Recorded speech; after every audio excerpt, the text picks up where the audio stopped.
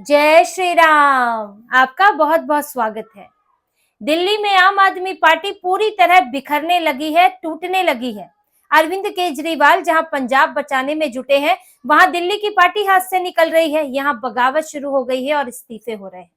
और अब जो इस्तीफा हुआ है वो कोई छोटा मोटा नहीं है। पार्टी के दिल्ली इकाई के उपाध्यक्ष, ये कोई छोटा पद नहीं होता, एक अध्यक्ष होते हैं जो कि सौरभ भारद्वाज है और उपाध्यक्ष है राजेश गुप्ता। तो आम आदमी पार्टी के दिल्ली के उपाध्यक्ष राजेश गुप्ता ने इस्तीफा दे दिया है और वो बीजेपी में शामिल हो गए हैं। दिल्ली के बीजेपी के प्रदेश अध्यक्ष हैं वीरेंद्र सचदेवा। वो खुद उस मौके पर मौजूद थे और उन्होंने राजेश गुप्ता को बीजेपी में शामिल किया। और राजेश गुप्ता सिर्फ शामिल नहीं हुए हैं, उन्होंने पार्टी की हालत भी बताई है कि चल क्या रहा है, पार्टी क्या थी क्या हो गई है और अरविंद केजरीवाल और सौरभ भारद्वाज का क्या हाल है। उन्होंने साफ तौर पर कहा कि पार्टी जिस उद्देश्य से चली थी वो भटक चुकी है और अब सिर्फ और सिर्फ भ्रष्टाचार है, क्योंकि आम आदमी पार्टी भ्रष्टाचार के खिलाफ आंदोलन करके लोग सत्ता में आए थे। इन्होंने शीला दीक्षित की सरकार इसी आधार पर हटाई थी कि हम एक भ्रष्टाचार मुक्त ईमानदार सरकार लाएंगे। खुद को कट्टर ईमानदार कहा करते थे, लेकिन अब तो वो भी नहीं कह पाते। लेकिन हुआ क्या, इन्होंने भ्रष्टाचार के बड़े बड़े मामले पैदा कर दिए। शराब घोटाले से लेकर पीडब्ल्यूडी घोटाला, शीश महल घोटाला, हर तरह का शिक्षा व्यवस्था में घोटाला, कमरे का स्कूल रूम का घोटाला, हॉस्पिटल निर्माण का घोटाला, जिस डिपार्टमेंट में देखेंगे वहां घोटाला मिलेगा। तो भटक तो चुकी ही है। उन्होंने लेकिन ये भी बताया कि अब हालात ये है पार्टी के कि अरविंद केजरीवाल को मैं फोन करता हूं, फोन नहीं उठाते। सौरभ भारद्वाज बात करने को राजी नहीं है और मेरी 10 साल की मेहनत को इन्होंने बर्बाद कर दिया है। मेरी 10 साल की मेहनत की कोई अहमियत नहीं है। राजेश गुप्ता साफ तौर पर यह शिकायत कर रहे हैं। अब किसी पार्टी में कोई नेता ऐसा कब करता है? जब वो पार्टी से इग्नोर होता है। चलिए, विचारधारा की बात, भ्रष्टाचार की बात अगर एक तरफ रख भी दें, लेकिन पार्टी के अंदर तो महत्व चाहिए होता है और उपाध्यक्ष स्तर के नेता हैं। लेकिन हो क्या रहा है अभी आम आदमी पार्टी में कि यहाँ पर अरविंद केजरीवाल तो है नहीं। उन्होंने जो दिल्ली के बेटे बने रहते थे, दिल्ली को छोड़ दिया। उनको अब चिंता हो गई पंजाब की, तो पंजाब में बैठे हैं। अब इसके कारण दिल्ली को संभाल कौन रहा है? सौरभ भारद्वाज। तो जो अब अरविंद केजरीवाल चलाया करते थे, जो सुना करते थे लोग अरविंद केजरीवाल की, और सौरभ भारद्वाज की अब कैसे सुनेंगे? सौरभ भारद्वाज उनकी समस्याओं का हल कैसे करेंगे? वो अपनी लॉबी बनाएंगे, अपने नजदीकी लोग बनाएंगे, जिसके कारण जो पहले से केजरीवाल के साथ थे उनको समस्या होगी। क्योंकि कई लोग हैं जो शुरू से जुड़े हुए हैं, ये भी 10 साल से जुड़े हुए हैं। कुछ हैं जो बाद में आते हैं और वो थोड़ा ज्यादा चापलूसी करके, ज्यादा एक्टिव होकर वो आगे निकल जाते हैं या करीबी बन जाते हैं, जिससे कि जो पुराने लोग हैं उन्हें दिक्कत होती है। तो अब ये सब हो रहा है और ये इस्तीफे शुरू हुए हैं तब से, जब से सौरभ भारद्वाज ने यहाँ कमान संभाली है और अरविंद केजरीवाल ने दिल्ली को छोड़ दिया है। पहले अभी इनके मटिया महल से विधायक रहे शोएब चौधरी, उन्होंने अभी इस्तीफा दिया। 7 बार के विधायक रहे उनके बेटे आले इकबाल, वो भी विधायक रहे। पहले पार्षद थे, फिर विधायक रहे। उन्हीं की एक सीट है उपचुनाव में, वो है चांदनी महल की सीट है। अब इस सीट पर उनसे विवाद हो गया है, क्योंकि वो जिसको उतारना चाहते थे उनका रिश्तेदारी था, उसे पार्टी ने टिकट नहीं दिया। और उनका कहना है कि जिसको दिया हमसे पूछा नहीं, हमसे चर्चा नहीं की, जबकि इस इलाके में हम आम आदमी पार्टी को जीत दिलाते रहे हैं, सालों साल से यहाँ पर विधायक हैं। तो शोएब इकबाल ने इस्तीफा दे दिया। आले इकबाल जो है वो अभी विरोधी स्वर अपनाए हुए हैं। उन्होंने भी अपने पिता की बात दोहराई, यानी कि वो भी जल्द ही विदाई ले सकते हैं और वो विधायक हैं, मौजूदा विधायक हैं। इससे पहले एमसीडी के 15 पार्षद इस्तीफा दे चुके हैं और वो नई पार्टी बना चुके हैं। इस पर हम पहले बात भी कर चुके हैं। तो यहाँ पर इस्तीफों की झड़ी है, अलग अलग जगह से इस्तीफे हो रहे हैं। पार्षद जा रहे हैं, पूर्व विधायक जा रहे हैं, मौजूदा विधायक मोर्चा खोलकर बैठे हैं और अब तो उपाध्यक्ष चले गए और ये भी विधायक रहे थे।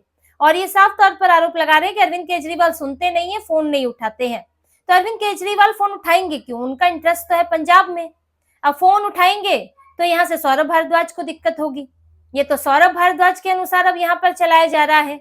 अरविंद केजरीवाल तो वहां भगवंत मान में चाबी भर रहे हैं कि जैसे जैसे खिलौने को नचाना है वैसे वैसे चाबी भरनी है। भगवंत मान खिलौना बन के नाच रहे हैं, जहां जहां अरविंद केजरीवाल, पीछे पीछे भगवंत मान।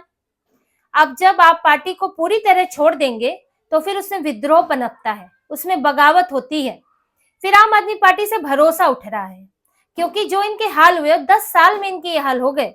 अरविंद केजरीवाल नया चेहरा, ये प्रधान मुख्यमंत्री बने थे, इनकी एक जगह से दूसरी जगह सरकार बनी, तो ये तो उभर ही रहे थे, लेकिन इन्होंने ऐसे भ्रष्टाचार के मामले किए कि सरकार गिर गई। और सबसे बड़ी बात है कि पार्टी का सत्ता से आना जाना एक अलग बात होती है, लेकिन एक होती है छवि खराब होना। जितनी छवि इनकी खराब हुई है और किसी की हुई नहीं है।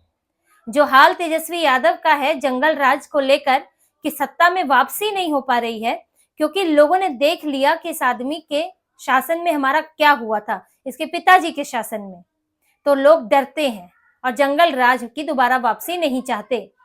लेकिन ऐसा ममता बनर्जी के साथ इस तरह का नहीं है, हो सकता है वो सत्ता से चली जाए, लेकिन ऐसी छवि नहीं है कि दोबारा नहीं आ सकती हैं, कि बहुत भ्रष्टाचार में है, भ्रष्टाचार के मामले, लेकिन फिर भी छवि उस तरह की नहीं बनी है उनकी।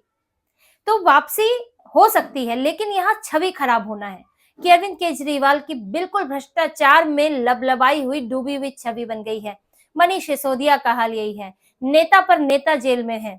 कब केस का फैसला होगा और ये जेल चले जाएंगे, कब कौन सा मामला आएगा, इनको गिरफ्तार करके पूछताछ के लिए 6 महीना जेल में बिठा दिया जाएगा। तो इनके नेताओं को लगता है कि अब अरविंद केजरीवाल के लिए दिल्ली में वापसी बड़ी मुश्किल है, कम से कम अपनी छवि सुधारना इनके लिए मुश्किल हो गया है। और जैसे जैसे इनके ऊपर केस है, वो केस भले ही कितना आप डिले कर लो, कभी तो वो चलेंगे, मुकदमा आएगा, फैसला होगा तो इन्हें जेल जाना ही पड़ेगा। तो ये इनसिक्योरिटी इनके नेताओं में हो गई है। फिर ये अरविंद केजरीवाल लोग अपने नेताओं में भरोसा जगाने के लिए दिल्ली में बैठते भी नहीं है। जब यमुना की समस्या, प्रदूषण की समस्या, ये सब चीजें आई तो ये गायब है। सौरभ भारद्वाज घूम घूम कर कुछ वीडियो बना रहे हैं, लेकिन सौरभ भारद्वाज का कोई बात कहना, केजरीवाल और सिसोदिया को कोई बात कहना, दोनों में अंतर होता है। जैसे कि एमसीडी के चुनाव देखिए, एमसीडी में 12 सीटों पर उपचुनाव है।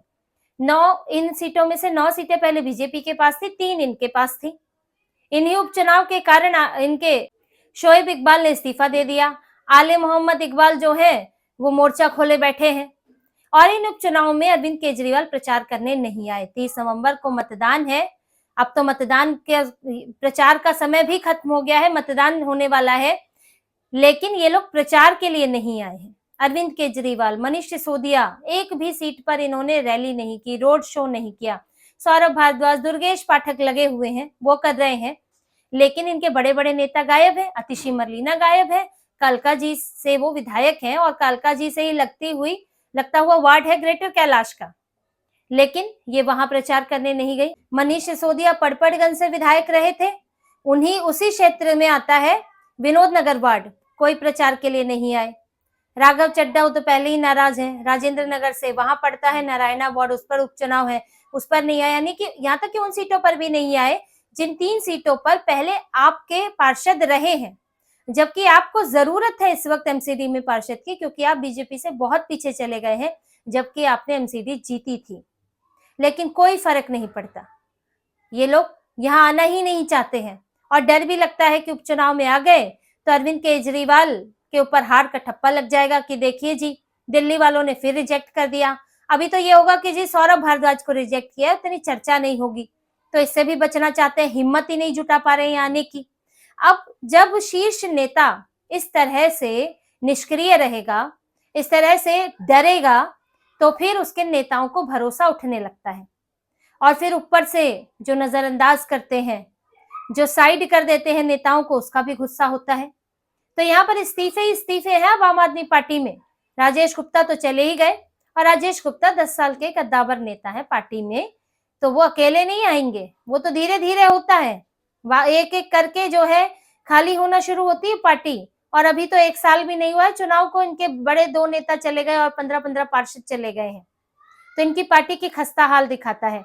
और जो पार्टी 10 साल सत्ता में रही, अरविंद केजरीवाल दिल्ली के अलावा कहीं देखते नहीं थे कि यहाँ पर सत्ता रहे, कहीं और पर भगवंत मान चला रहे हैं। यहाँ से पहले पंजाब जाने की जहमत नहीं उठाते थे, लेकिन दिल्ली की सत्ता ऐसे गई, और सत्ता का ऐसा लालच है इन्हें कि अब पंजाब नहीं खोना चाहते।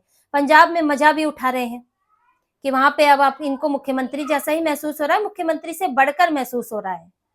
और वहां पर अधिकारी, मंत्री सब इनके इर्द गिर्द घूमते हैं, भगवंत मान इनके पीछे पीछे चलते हैं। ऐसा मजा कहाँ दिल्ली में मिलेगा। दिल्ली में एक चलो सांसदी का घर मिला है, लेकिन सरकार का सत्ता का नशा नहीं है यहाँ पर जो वहां पे मिलेगा इन्हें। तो वही सत्ता सुख उठा रहे हैं वहां पर, तो पंजाब छोड़ना नहीं चाहते, भगवंत मान से परेशानी है, भगवंत मान के ऊपर चीजें नहीं छोड़ना चाहते। उनकी छवि कमजोर तो है ही, इन्होंने और कमजोर बना दी है, गुटबाजी अलग चल रही है। किसान आंदोलन की स्थिति है अभी पंजाब के अंदर, क्योंकि अभी एक 27 तारीख को हुआ था चंडीगढ़ में, जहां चंडीगढ़ प्रशासनिक राजधानी भी है और वहां पे इनके सबके घर हैं, सारे नेताओं मंत्रियों के। अरविंद केजरीवाल को भी वहां एक बंगला दिया गया है, लेकिन वहां किसान बैठ गए विरोध प्रदर्शन करने। इसके अलावा किसानों की बैठक हुई है और इस आंदोलन को और बढ़ाने का फैसला लिया गया है। तो ऐसे में अरविंद केजरीवाल तो हिलना ही नहीं चाहेंगे वहां से, एक बार भी इन्होंने दिल्ली का रुख नहीं किया है। पर जब आप पंजाब संभाल रहे हैं, नेता आप दोनों जगह के बनते हैं कि दिल्ली का भी सर्वे सर्वा मैं, पंजाब का भी सर्वे सर्वा मैं हूं, लेकिन दो नाव पर सवार होकर कैसे चलेंगे? आपको मैनेज तो बैलेंस तो करना पड़ेगा, अगर नहीं करेंगे तो कोई एक नाव तो डूबेगी ही।